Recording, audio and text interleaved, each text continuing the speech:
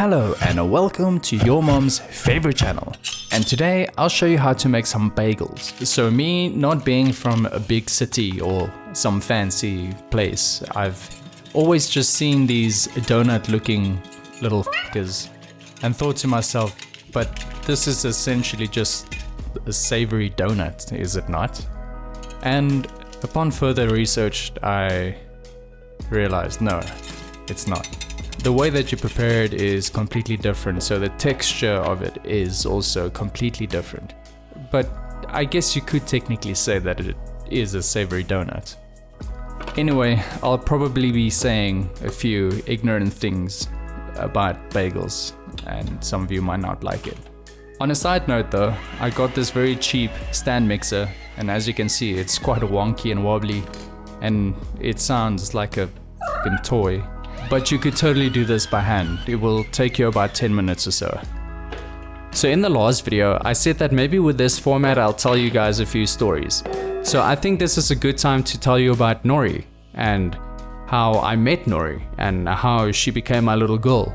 But before I tell you that, when you leave your dough to proof for the first time, try to have it proof over a long period of time in a colder space, like in your fridge overnight. The slower fermentation will just enhance the flavor and will make that little bit of weight more worthwhile. And if you want bigger bagels than what I made, just make less. I made 8, so maybe just make 5 or 6. You could also make the hole a bit bigger than what I did. And at first I used to think, why the fuck would you make a hole in that? It seems a bit unnecessary. But my mind was changed with just a quick Google search. It turns out that the hole actually just gives the dough a larger surface area and ensures that the dough is thoroughly cooked throughout. But because my bagels aren't that big, I'm sure that they'll probably cook throughout regardless of how big the hole is.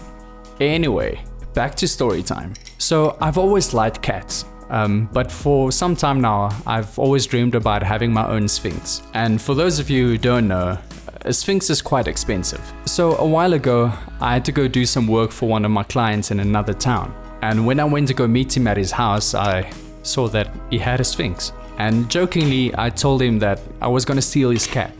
And no, I did not steal his cat. So after I was done with the job, I had to part ways with Nori, and a few months down the line, we received a call asking if we maybe want Nori.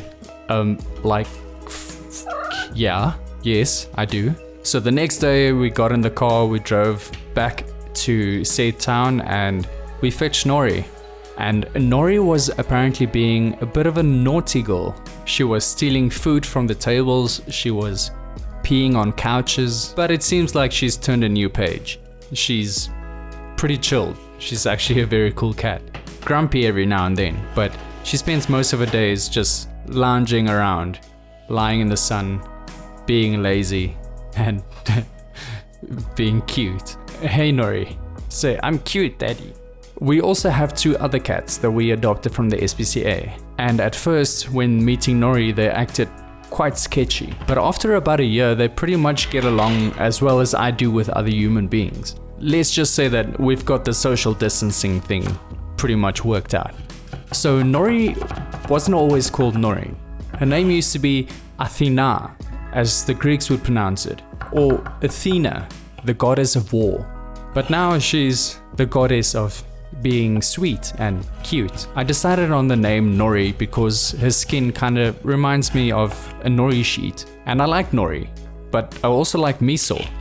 And my other cat's name is Miso because she's the color of miso paste. But speaking about food, I always see people put cream cheese on their bagels. I've got a video on how to make your own cream cheese and carrot salmon. I was being lazy and didn't feel like making the salmon, so I just went with a seitan bacon from Herbivore and it was pretty delicious. If you guys ever do make any of these recipes, I would love to see it. Like, send me a picture, let me know, give me some feedback. Is anyone even f***ing watching this? Hello, is there anyone there? Come in. No, don't fucking come in. Go wash your hands.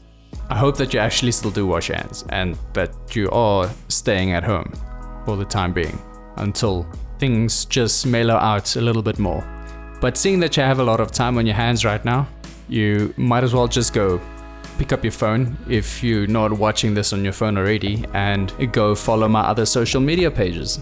I know it's a bit of a shameless plug, but just go into Instagram, type in your mom's favorite channel, and on there you'll see some behind the scenes stuff. You can find some meal ideas, and I'll also highlight some local vegan products, but there will also be some stuff more exclusive to Instagram and Facebook. For example, this video. Hey, it's another bagel, but it's a bagel burger. So on Instagram, I'll do throwbacks on recipes, but with a new, fresh way. So it's not just the same shit over and over again. Facebook is also a good way just to stay in the loop on when new videos will be coming out and just some valuable information about the channel. But anyways, if you like this recipe, don't forget to subscribe if you haven't already. Like this video. If you have any questions or suggestions, leave them in a comment below. And as always, I'll see you in the next one. Peace!